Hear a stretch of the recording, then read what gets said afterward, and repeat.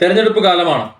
ഈ തെരഞ്ഞെടുപ്പ് കാലത്താണ് പൗരന്മാർ, പ്രജകൾ, വോട്ടർമാർ എന്തെങ്കിലുമൊക്കെ സംസാരിക്കുന്നത് നേതാക്കന്മാർ അല്ലെങ്കിൽ നമ്മുടെ ഭരണകർത്താക്കൾ കേൾക്കുന്നത്, ശ്രദ്ധാപൂർവം കേൾക്കാൻ തയ്യാറാകുന്നത്.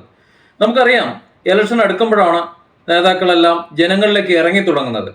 അവരൊക്കെ ഇന്ന് പാർലമെന്റ് ഇലക്ഷന്റെ പടിവാതിക്കൽ നിൽക്കുമ്പോൾ ജനങ്ങളോടൊപ്പമാണ്, ജനങ്ങളുടെ ഇടയിലാണ്. പറയുന്ന കാര്യങ്ങൾ എന്താണ് എന്ന് വ്യക്തമായി കേൾക്കാൻ അവർ തയ്യാറാണ്. ഒരുപക്ഷെ തെരഞ്ഞെടുക്കപ്പെട്ട് പോയി കഴിഞ്ഞാൽ പിന്നീട് നമുക്ക് ഇപ്പോൾ സംസാരിക്കുന്നത് പോലെ അവരോട് സംസാരിക്കാൻ കഴിഞ്ഞുകൊള്ളണമെന്നില്ല. അത് ഏത് പാർട്ടി എന്നതല്ല. നമ്മളെല്ലാം ഏതെങ്കിലുമൊക്കെ രാഷ്ട്രീയ പാർട്ടികളുടെ അനുഭാവികളോ മറ്റോ ആയിരിക്കാം. പക്ഷെ എങ്കിലും നമ്മുടെ ജനപ്രതിനിധികൾ അല്ലെങ്കിൽ നമ്മൾ തിരഞ്ഞെടുക്കപ്പെടാൻ ഉദ്ദേശിക്കുന്ന ജനപ്രതിനിധികൾ, അവരും അതുപോലെ നമ്മോട് വോട്ട് അഭ്യർത്ഥിക്കാൻ വരുന്ന മറ്റുള്ളവരും, അതിൽ വിജയസാധ്യത ഉള്ളവരും ഇല്ലാത്തവരും ഒക്കെ ഉണ്ടാകും.